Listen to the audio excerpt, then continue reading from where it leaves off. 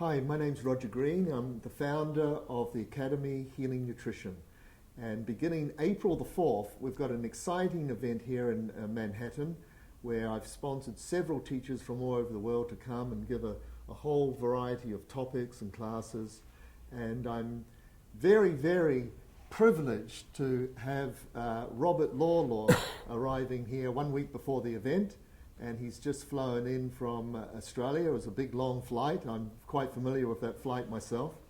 And Robert, to us, is like one of the major influences in sacred geometry. Since the 1970s, Robert has been teaching and writing. He came out with the classic book, Sacred Geometry, which is over 1 million in sales, I think in 30 different languages. No, I think it's only 20 10 or so. or Yeah. And Robert is giving a weekend workshop on his new book that is coming out pretty soon. We're going to hopefully have an e-book version of it in a couple of months, available from our website. And so, welcome to New York, Robert.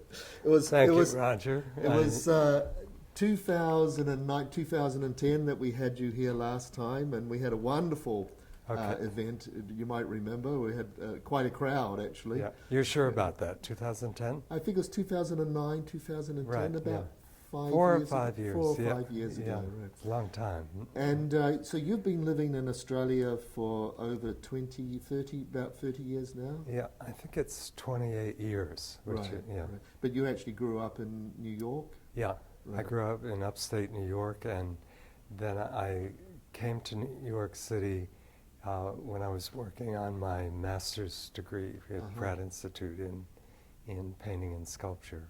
And what got you involved with sacred geometry? I know that you were one of the early founders of the Aurobindo community in India. That's correct too, isn't Yeah. The wires sort of crossed in that way. I got interested in geometry when I realized that all the painting and all the architecture and all the sculpture in every known civilization up until the 17th century was based on geometry. Mm-hmm. Even the Renaissance painters, underneath all the figurations, whether they were Christian or it didn't matter, they had laid out their canvas and located everything in relationship to geometric patterns. Right. And that, having developed in the New York School of Abstract Expressionism, Right. was sort of like being bombed out because geometry, Right. everything was supposed to come from feeling and inside right, it. Yeah. Right. Because it's quite a discipline, isn't it, sacred Yeah. geometry? I know that from just sponsoring events here for the last 10 years. It's a serious discipline. And a very ancient one, going all the way. It doesn't matter where in the world, Machu Picchu in Peru or China, they all use geometry, and it was the same geometry. Right. So it's one of the ancient eternal languages that we have. Now, the Temple of Man, that is a phenomenal undertaking you did there. I've still got those books there, like this. Right? Yeah. Tell us a little bit about how did that come about? That's Well, I before leaving for India, when I knew I was going to India to begin this experimental community, I worked with a man who had been a student of Schweller de Lubin's. And he gave me some of the keys of it, but I also was very dedicated to the idea of a new age and a new start for community and society what year as is a this, whole. the So early I 70s? first went to India in 1965, and by chance I got off a freighter and didn't know where I was, and I didn't know enough to get a visa to get into India before. So I got off the boat and they put me in an Indian jail. Oh, right. A great welcoming. Yeah, and that was really hard. And then, being in a cell and getting a bowl of rice that you had to share with people, and so I... But you were used to eating rice because, remember, we've talked about the early Macabodic days. Yeah, and that's right. You actually went to a lecture by George Osawa in the 60s. It's amazing. Yeah, I got into the health food thing really early. That's why you look so wonderful. Really 75 big way. years old. Yeah. So, and then... So where were we now? Yeah, the Temple of Man. Yeah. Okay. So I went back to India, and in the ashram in India was a French woman who had studied with Isha and Schweller de Lubitz, and just before I left, I was studying with a man who did, and she happened to have a copy of this huge book that she brought with her, and I told her, I said, nothing has ever interested me more than the geometry I was studying when I came here. And she said, here, it's yours. Wow. And so I didn't know French, and I had to learn French, and I started translating that book while starting a community in the South Indian desert. So it was... Right. And what drew you to Australia? Well, I stayed in India 7 years and with that community, and I got through a big hunk of getting the Temple of Man, and I was cycling back from the meditation place, and I stopped and talked to an Indian gardener, and he said, "How long have you been in India now?" And I said, "Oh, God, it's almost 7 years." And he said, "Well, you know the rule. If you stay in India for longer than 7 years, India will either destroy you or absorb you." Wow. And I got back on my bicycle and I said, "I don't think I want either one of those." and so I spoke to the woman who gave me the book, and she put me in contact with the stepdaughter of Schweller de Lubitz, and she said that her name is Lucy Lamy. She's done books on geometry and was an expert in Egyptian hieroglyphs. And she said, Lucy I'm sure would be really interested to know. And so I wrote to her, and she invited me to come to France. And so I decided I was going to at least surrender my period of being completely dominated by ideals, and instead get interested in ideas. And that's a big difference. Yeah. And so I went and then spent 8 years translating that book. In South France mainly? Or? Mainly in South France, yeah. And then, so in Australia you've become pretty well known with your work with Aboriginal people, and of course the Voices book, which it would be great to hear a little bit about that. Right. For Robert actually lives on a very, very isolated, pristine island off the coast of Australia, a very famous island for us.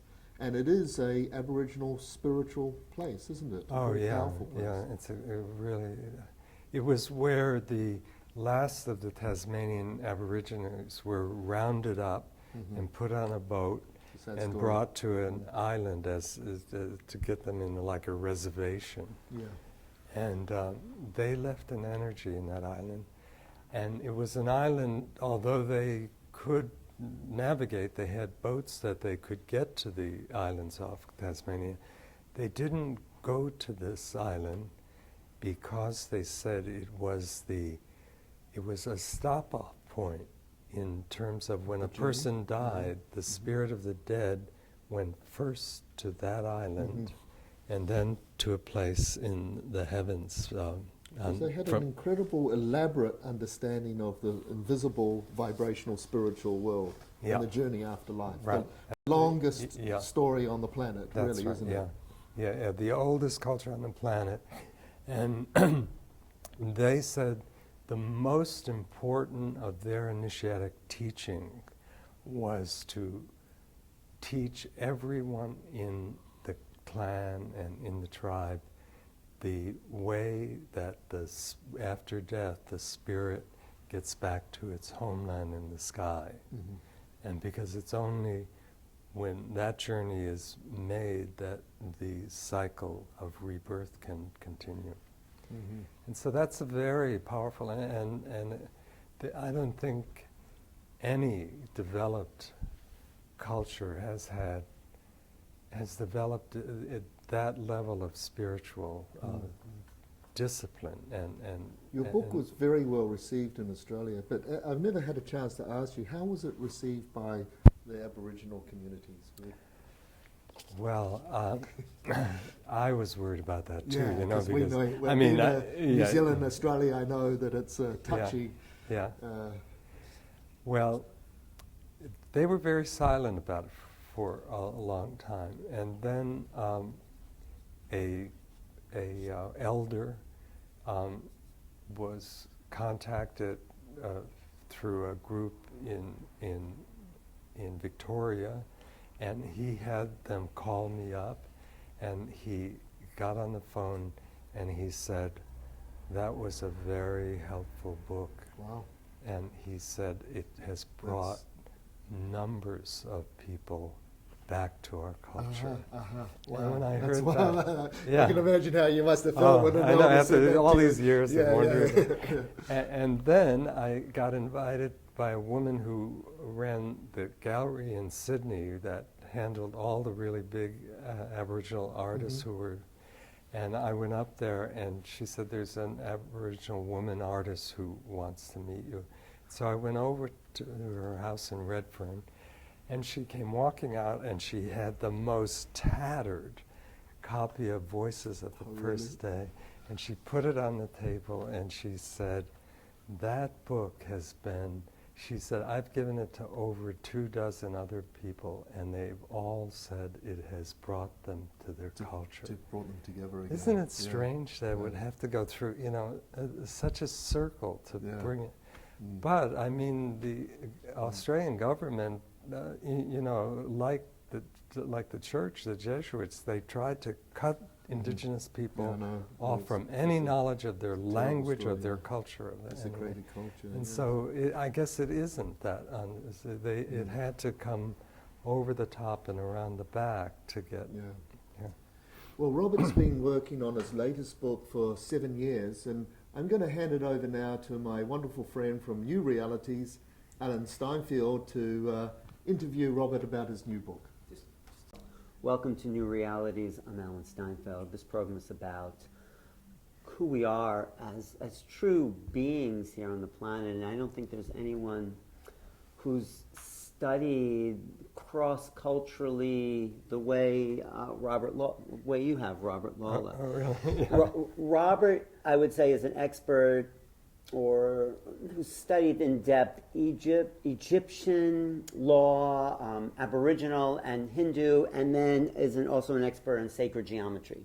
So you have these three cultures and this one interweaving element of sacred geometry through them. I know they're different, but what's the same? We have Australian, Aboriginal, ancient Egyptian, and the Hindu Vedic traditions. How do you compare those all together? I've thought about this because I never could actually figure out how I was getting from one of these to the other.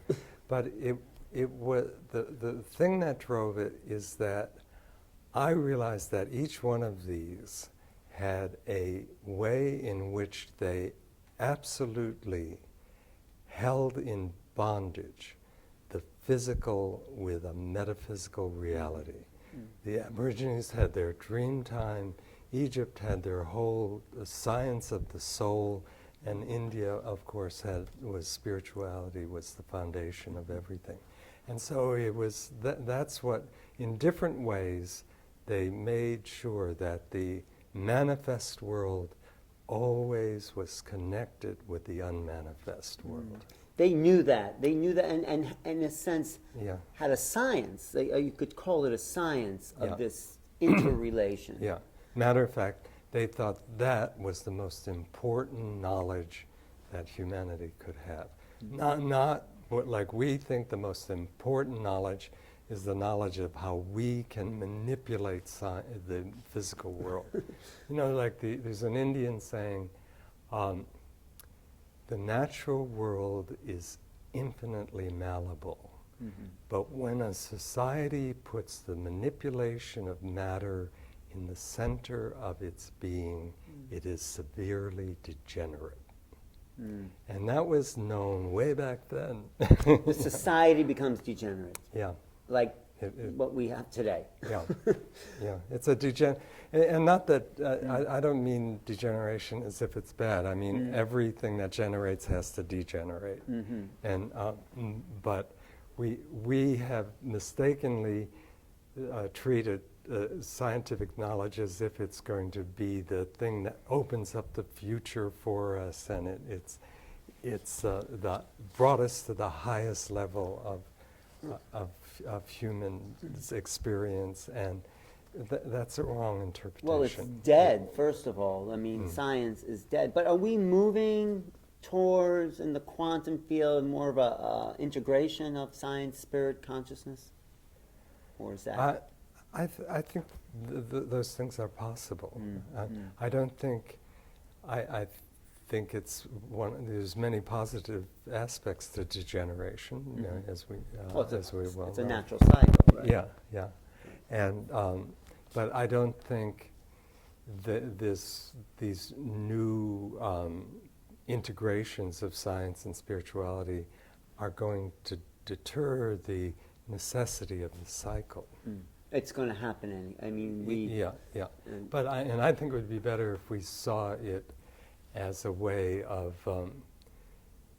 connecting us with the unmanifest instead of the way science insists on. This Hawkins, David the Power versus Force, that guy? Yeah, the one who's gotten very ill, and Stephen Oh, Hawkins. Stephen Hawkins. Yeah, Stephen right. Hawkins, yeah. And they treat him like the blind harpist, you know, that he knows everything. And Terence McKenna said he's the closest thing to a disembodied consciousness we have. yeah, that's it. Yeah.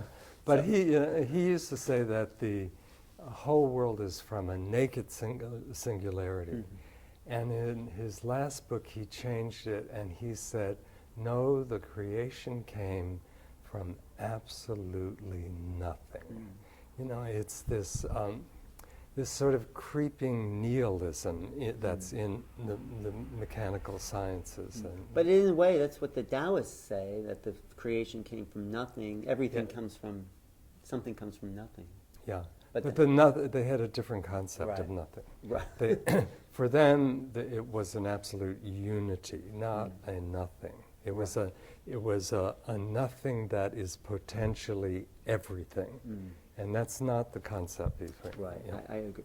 So in Egyptian, the Ba and the Khan, and then the understanding of the Aboriginal, you know, that we are just really spirit here inhabiting the land, and also in the Hindu, their spirituality, is there a commonness to their understanding of the metaphysics, or is it distinct to each culture as a difference?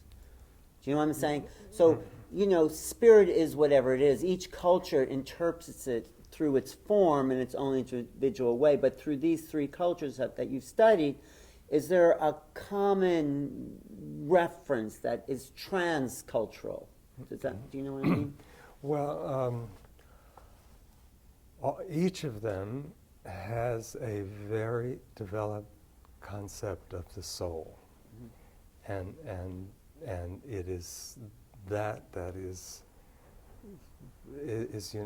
I would say it's universal. So it's the same. Each of them, they've developed advanced concept, but they had techniques of becoming familiar with how the soul relates to the physical body, and they had initiations which in gradual steps, help people understand how the soul can separate from the body and see the body from objectively outside, and how the body can see or become specifically aware of the soul.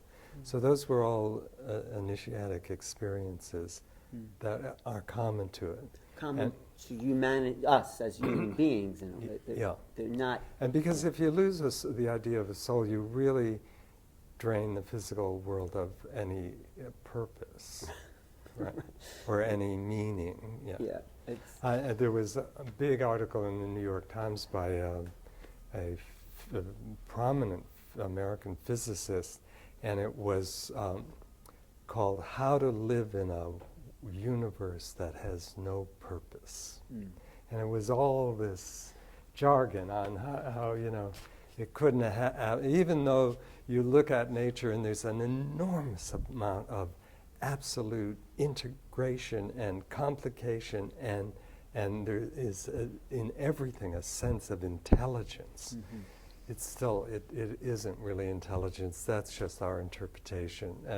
And we have to, what we really have to do to be strong and to grow is to learn how that there's no meaning to life except that we give to it through our work. That's what Ken Wilber calls the flatlanders. They're the flatlanders. They're looking just at the surface of things. And if you just go a little bit into just the structure of things, like in your book, Sacred Geometry, which is world famous, everything has a subtle, intelligent structure. And is that sacred geometry somehow a doorway to spirit? The key to what the spirituality that existed and was brought to the West from these ancient cultures was Gnosticism. Right. And the founding premise of Gnostic cosmology is that the world, the creation, is really a thought. It's a single thought.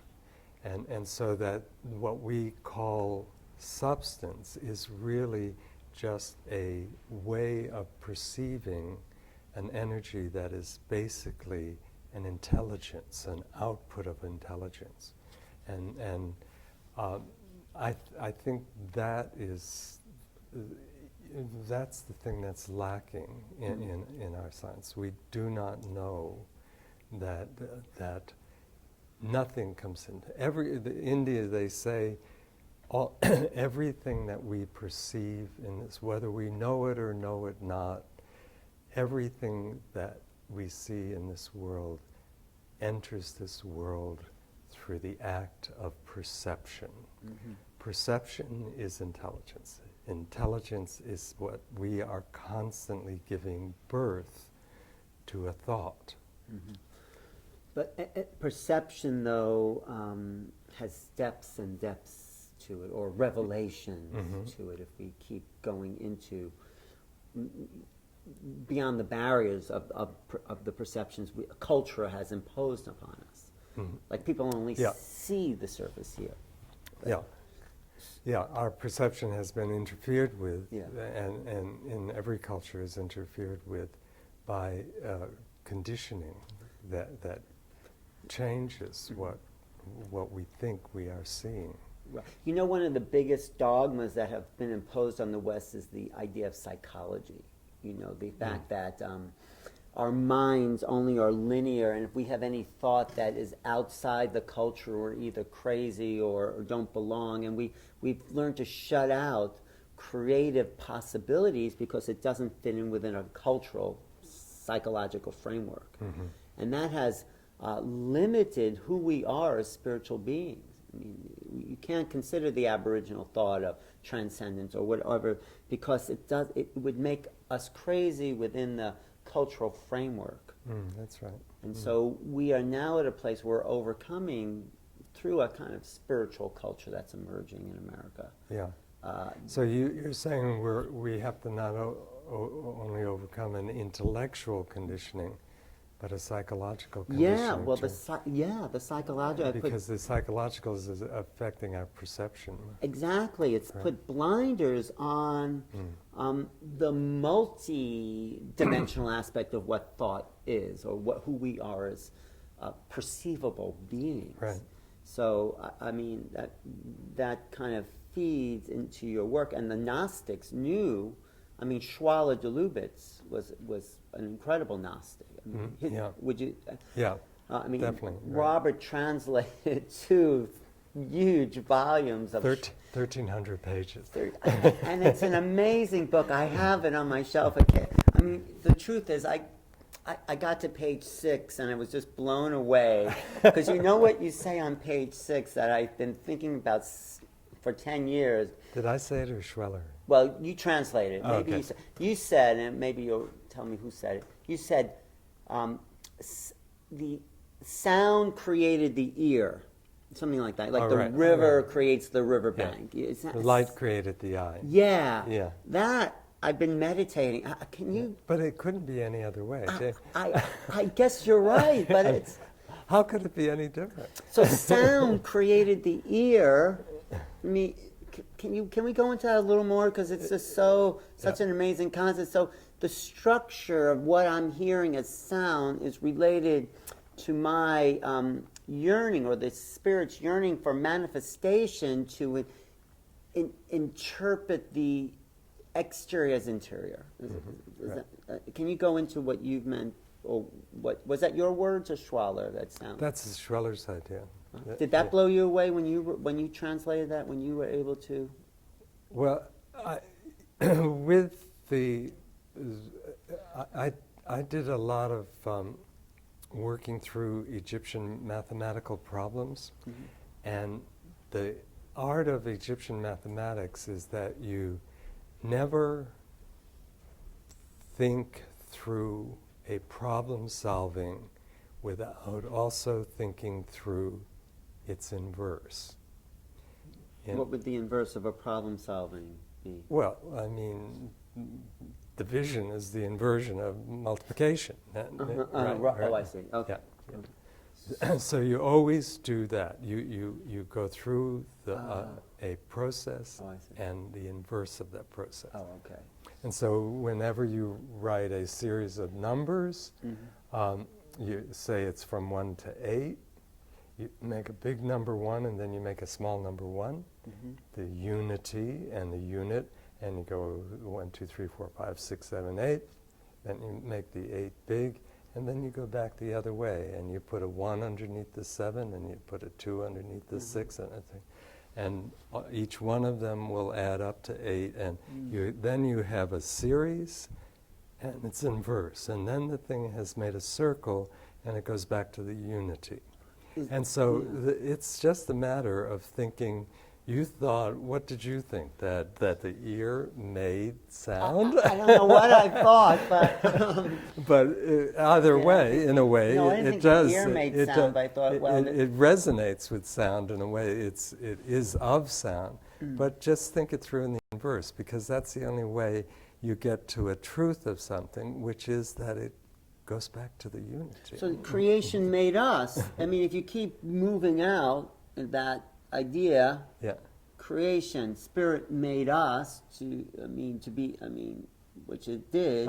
Yeah, the thought of a universal source who wanted to see himself. You know, if you were absolutely the only oneness, desire to say, well, what would it be like to be two?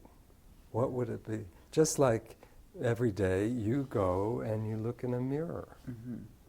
To see, yeah. see my reflection. So Yeah. the desire to, Yeah. the oneness, the awareness of oneness created the desire for two-ness. Yeah, yeah, desire to see itself. And then is 3 a recapitulation of the 1, or is that a new thing? 3 is 1 and 2. It's the source and its reflection, and then it's your beginning. And so all number comes from the triangulation of number. So there, in a sense, I think you said before, there's only 3 numbers in that sense, 1, 2, and 3? No. Oh. 1 and 2 are not numbers. Oh, 1 and 2 are not numbers. Yeah. What are they, universal forces? They're the principles from which numbers arose. Why are numbers, I mean, numbers in the West are so logical and they don't have a relationship to spirit, but yet they must because it's the manifestation of form. How can we convey that understanding to people that numbers have a spiritual, metaphysical essence because they're the manifestation? Yeah, I haven't developed a method for doing that in any way except for getting to that understanding in yourself. Getting to the understanding. In yourself. Working with numbers as a language that in which, like letters, they have a power to evoke meaning. So working with each number and feeling each number and what that was. Seeing how it's operating in the world. You know, there are 9 planets, and and whenever something comes up, like you see it, well, how many do you have there? Yeah. How many circles? And how many circles and the power of that. How many years were you doing something? Well, 28 years. Well, 28 is the number of the menstrual cycle of the moon. And we stay in the womb for exactly 280 days. You know, so that number has a meaning, 7 times 4, and then... It has a physical meaning and a metaphysical meaning. Yeah, at the same time. And numbers are the perfect language for forming a bridge between the metaphysical and the physical. So is geometry. So pure form, pure number. And numbers have power, if we understand. Of course, right. But we don't understand that in the West. But the sacred geometry approach is that... Like, it was really interesting when quite a number of years ago, I read in a book that was about science. It wasn't a scientific book, but it said that when they were launching people up in space things, they would get to a certain power, and then the force of drawing it back, what they call gravity, got to intense, and it would start returning. And they just had to increase the speed exactly by the square root of 2. They just figured that. and that's the size ratio they use in building pistons and motors. So numbers have powers in a really physical way, and the square root of 2 is the symbol of the reproductive act. The ratios produce all the numbers and... Okay. Just the new book, Al, is called what? It's called The Geometry of the End of Time, and I've taken the laws of spatial form, squares, roots of numbers, and how they generate form, and I've applied it to the cycles of time, the long calendars of the world. Beautiful. And Robert will be at the Sacred Geometry Conference in New York City. You can go to the website below, so I totally recommend A Whole New Education. Thanks. Thank you. Thanks. Yeah.